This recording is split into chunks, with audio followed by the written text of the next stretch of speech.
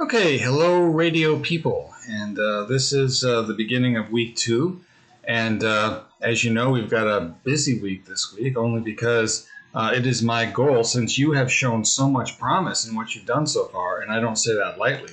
It is my goal this week to see that all of you have what you need to do to get your shows started and to get them up sooner rather than later. And we've already gone through, believe it or not, one of the hardest parts of it, in that most of you now have your accounts established. And so the only other hard part of that is making sure that you know how to use them. And so that's what we're going to talk about today. We'll also talk about in the lab sessions we're going to be doing.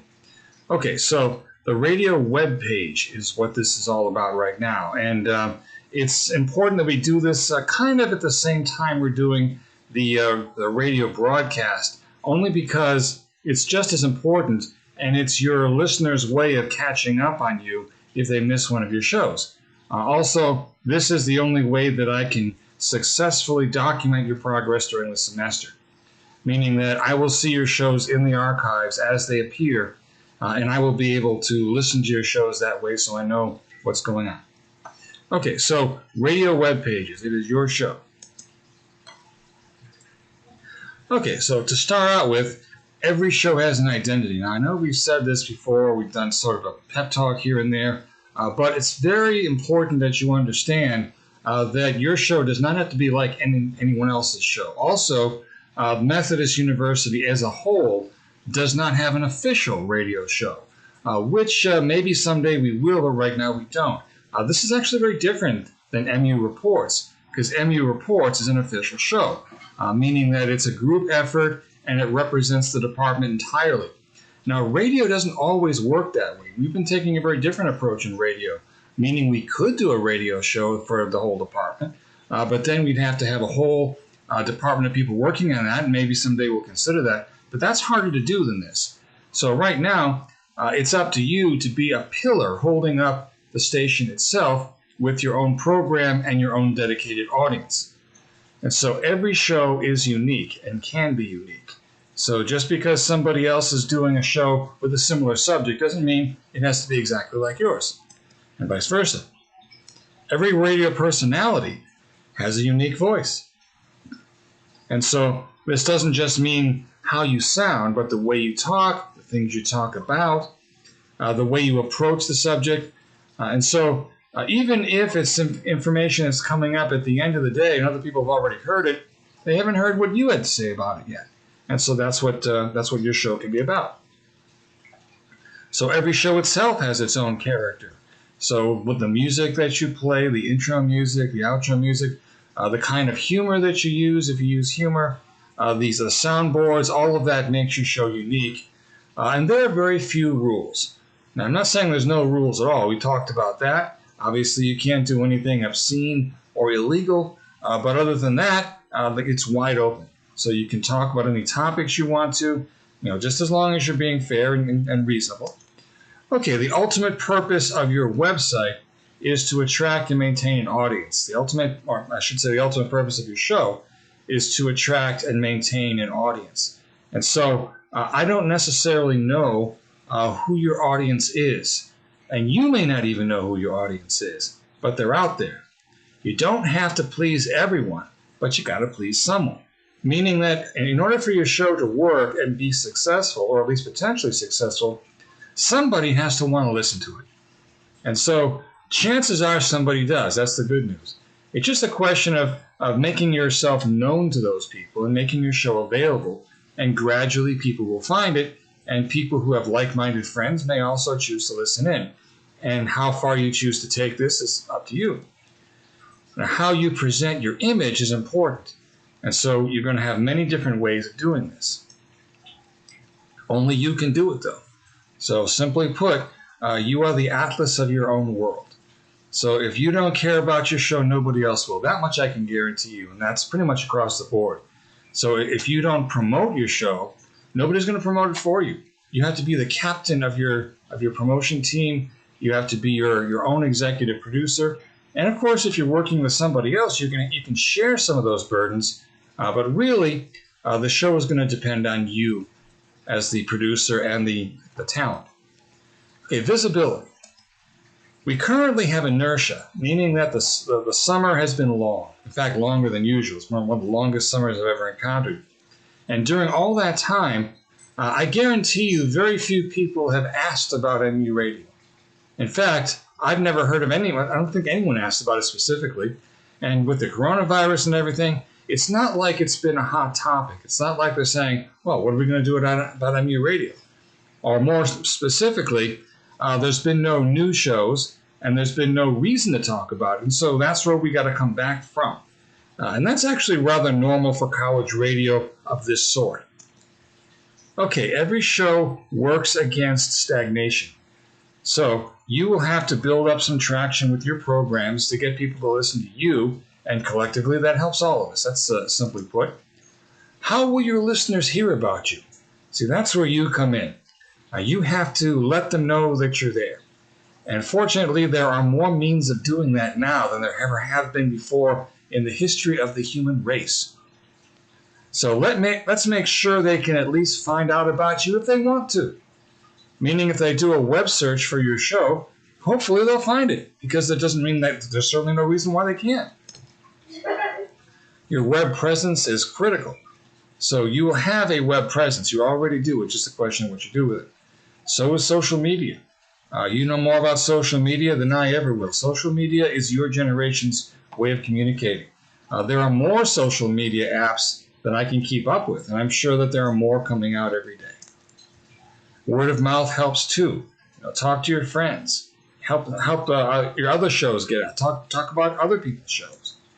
And remember, we have an international reach, meaning that you don't just have to recruit from Methodist University. When I was back in college a long time ago, there was a radio station there, and it was a terrestrial radio station. I believe it was an AM station. And one of the things about it that was interesting is that you really couldn't hear it unless you were on campus. Meaning that if you had it on your car radio, by the time you had driven off campus, you were already losing the signal. And so really the audience was guaranteed to be limited. And I remember one DJ, when they wanted to, or one executive of the quote-unquote executive, when he was talking about a potential radio personality, they said, oh, don't be nervous, no one's listening anyway. And so to some degree that's going to be true. But here, on the other hand, you could suddenly find somebody listening to you, from Nebraska, from across the world, from Europe, from Africa, from China, from Japan. It's theoretically possible. They may even be able to pick you up on the space station. And so that's an important consideration, because your social media can actually give you a better reach than has ever been known before. Okay, so the website, which is the main focus of our discussion today, MethodistRadio.com is our primary contact. That is what we can offer you. Now, that's not to say you have to use it exclusively, but it's there for you to use. And the account that we created for you is your use, your property. You can use that. You don't own it, and I don't technically own it either, but I pay for it. So basically, the school doesn't own it. It's independent of the school, and you are welcome to use it. Okay, the website is the go-to place for everything, and you now have a place there. So there is a link on the main board, which is a very simple website. They go find you on the lineup. They click on your name or show name, and they go to your page. Now, what they see there is up to you. Use it. Direct your listeners there as part of your outreach. Or if you'd rather use social media, you can. But always say, oh, by the way, you can just find me on this website, MethodistRadio.com, and you can even have links to your social networks on your page. So anything that you want to link to, you can. There's absolutely no reason why you can't do that. It's free. That's going to cost you a penny. And decorate it. Keep it up to date. Now, right now, I've deliberately made your pages very basic, because really it's not up to me to create them for you. It's up to you to decide what you want them to be. Okay, the basics. Your show name should be on your webpage. Obviously, you would think so. We've already put it there. But that's also there's a title block. And I'm going to demonstrate that today. I forgot to modify the title block when I put the sites together. So I'm going to leave that up to you to fix, and I'll show you how. And that will be one of the things that you can update on your own once you get started. This will be really good practice. Plus, from then on in, you can keep your show as up to date as you want to, and you can adjust anything else you want. You should have your show description. Do that. Make sure that people, when they see your show, they know what to expect. And provide them whatever information you want them to have. It can be as elaborate as you can even have more than one page. You can create a secondary page where you can have other information. Have your archives up where people can see them. Make sure that they can find that easily. And anything else you want, you can put images there. You can put your soundboard up there if you want to, if you have the means of doing that. You can link to a YouTube channel. It can be the beginning of a great adventure. Okay, so I'm going to talk about the basics now, what HTML is, and then I'm going to demonstrate how you would do all these things, because I don't expect you to remember everything that we've done so far, because a lot of it is not easy to remember, I'll admit that. So you are not expected to be a web guru. Web page design has gone from a very simple idea to an incredibly complicated thing in really no time at all. And I'd be the first one to tell you. But the actual HTML coding has remained the same. And so with just a few basic tags, you can do a lot. Even though most of what you see on the web now goes way into Java and things like that, JavaScript rather, you don't necessarily have to use that stuff. You don't even have to use style sheets, but they are there for you to use. And fortunately, with the Dreamweaver program, that's really going to help you. Okay, all you really have to do is update a text file, which is an HTML file. You can use Dreamweaver. You can use Notepad if you really want to. I suggest you use Dreamweaver. Now, with a caveat there, you are going to be working in the radio studio, and the computers in the radio studio are not our best, and there's a reason for that. It takes a lot of computer horsepower to manage video, 3D graphics, and some of the things that we do. On the other hand, managing audio is not difficult at all. And so we didn't really invest in extremely complicated computers for this because audio was easy to manage. We've never actually had a problem with the computer handling audio. Now, they are getting old. We are going to have to replace them. But for the moment, they're working quite well for what they do. The little caveat there is I don't know if we can put in the full Adobe suite. Right now, there's Audition, but we don't have Dreamweaver on those systems. And so if we actually go to put that on there, it could slow down the works and make it harder to do other things. And so the easiest thing to do at this point today is when you've done with your show, when you create your MP3 file, move it off the computer onto a thumb drive, take it somewhere else. Or you can email it to yourself, depending on how big it is. You can use Dropbox or anything like that. You move files around all the time. And so that could be one way of solving this issue if you want to use Dreamweaver. Or you can just use Notepad and just do it right from the console there. Okay, you can put anything on your page, as I said. You can establish your own color scheme. And you will have help. We will have these workshops, or we'll go through all these things. I strongly encourage you to take advantage of that. Uploading is admittedly a pain sometimes. I'll be the first to say that uploading is not easy. Okay, so the first thing we're going to talk about is giving you a refresher course on FileZilla. Now, FileZilla is an FTP program. Let me explain what that means. FTP stands for File Transfer Protocol. It is a program that sends information to and from the internet. Now, without going into a great detail about how the internet works, let's just say that when you go to any website on your browser, the browser receives a great deal of information from the website that is stored on the server. Now, one thing that the internet does not really like to do is have you send information to it. Doing that is actually a lot more complicated because you don't want the ability, or they don't want you to have the ability to rewrite somebody's website. And so most of the time, the server that is sending out the information does not receive it. It does not accept it if you try to send it to them, unless you prove that you have credentials.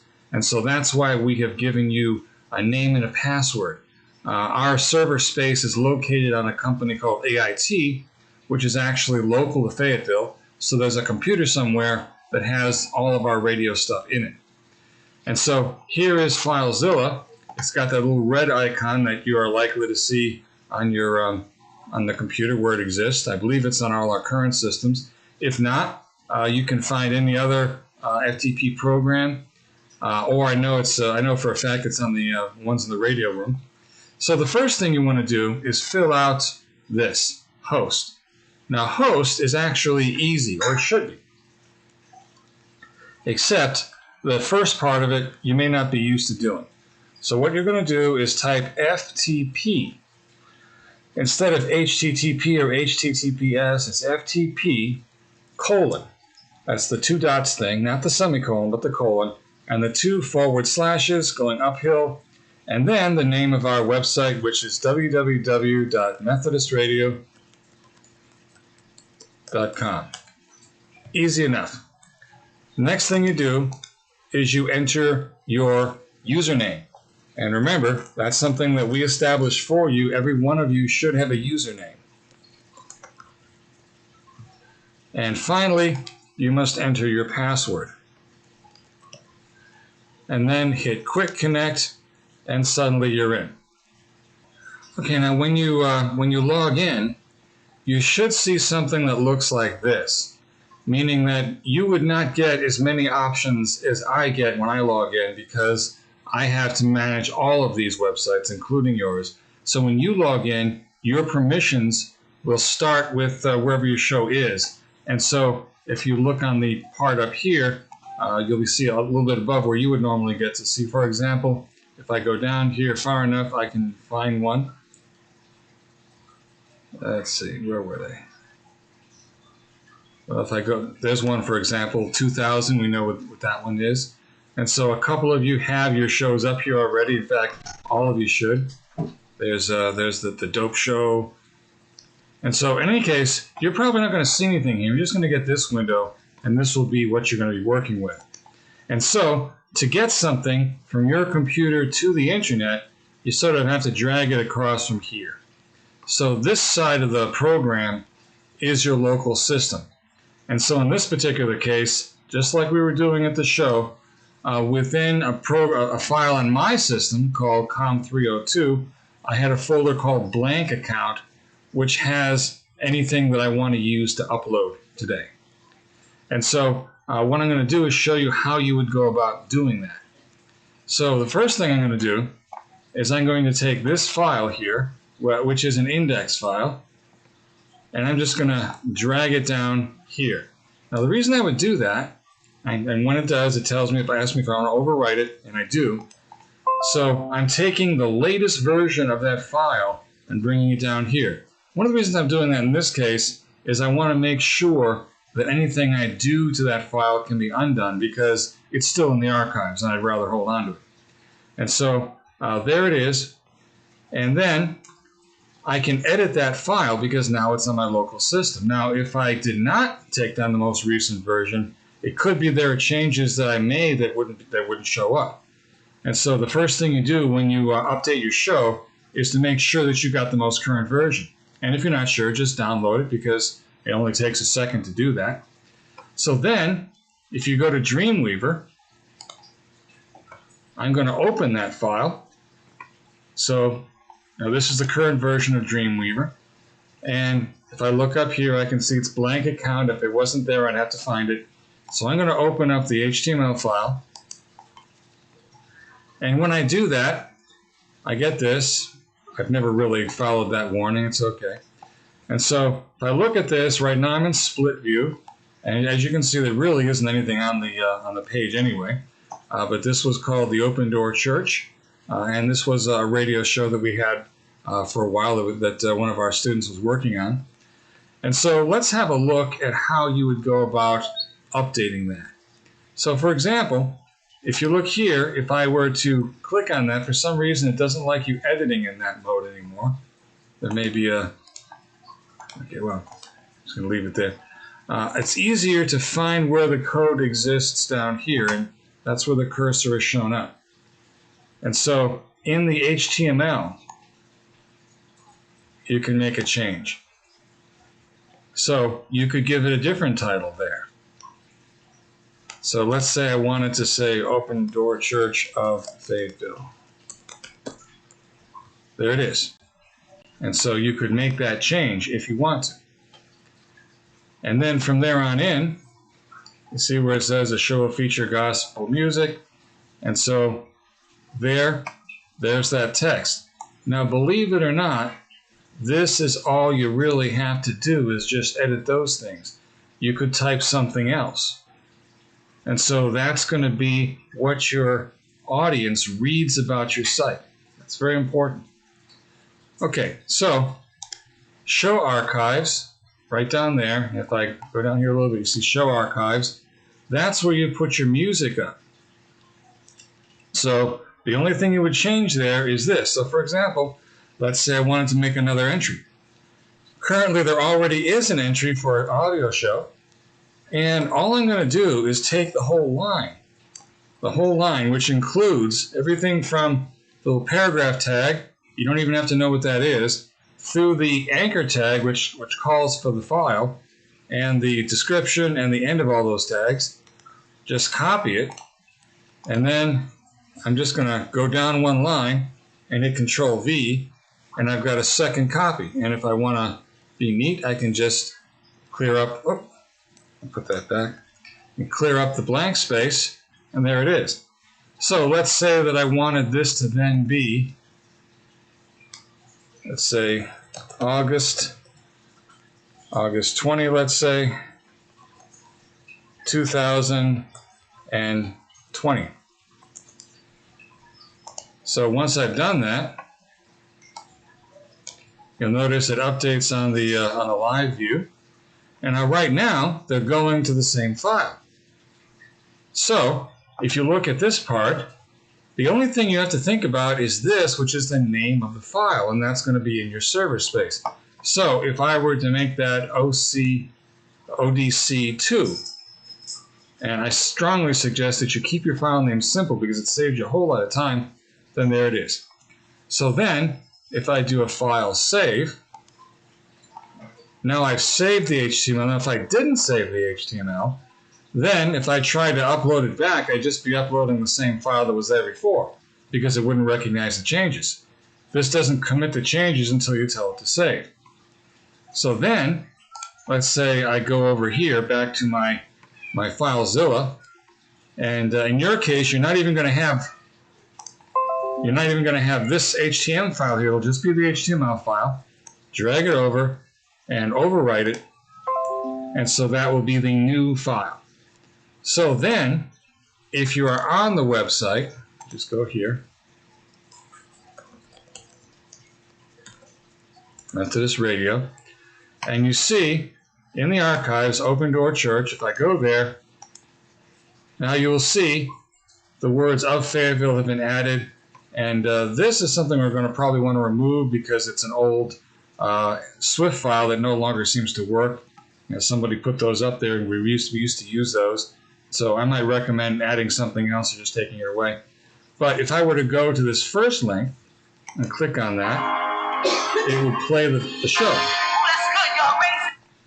Now, if I go to the second link, I don't think there's going to be a show to play. And the reason I know that is because if I go back to the FileZilla, it's only going to be able to play files that are in here. And right now, that's the only one. And so if I had a music file, I would have to drag it up there. Now notice when I drag it down, music files can take a few seconds. So you've actually got to watch the progress and make sure that in fact you are loading your music file up.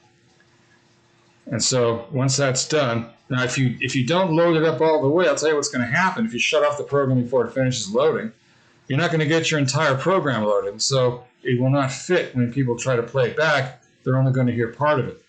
So make sure that you check for the entire uploading or downloading. Okay, and so there now suddenly I've got that audio file here. And if I were to drag it back, it would do the same thing. It would go up there. And so then that would be there. Now, it's important to understand, whatever that file name is, it has to match exactly with the code.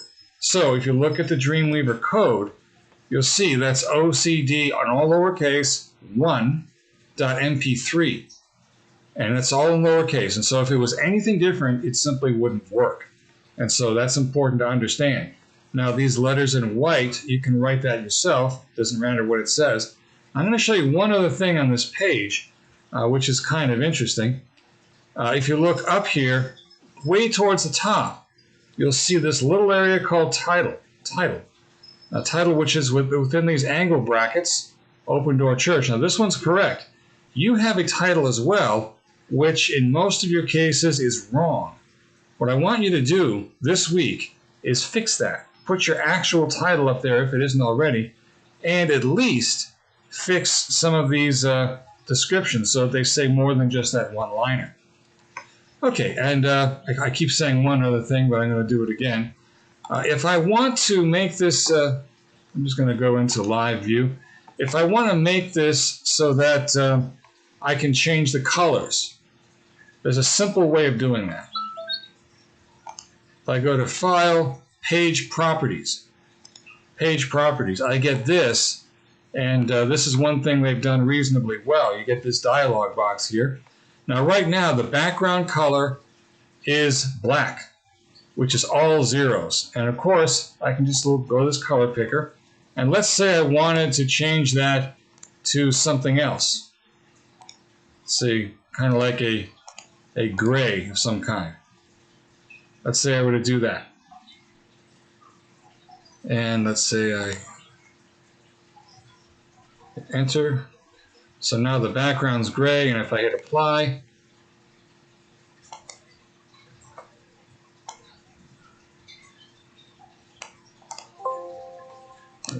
okay, it took a second because this is a little bit of a defect in the program, but it will change the background color.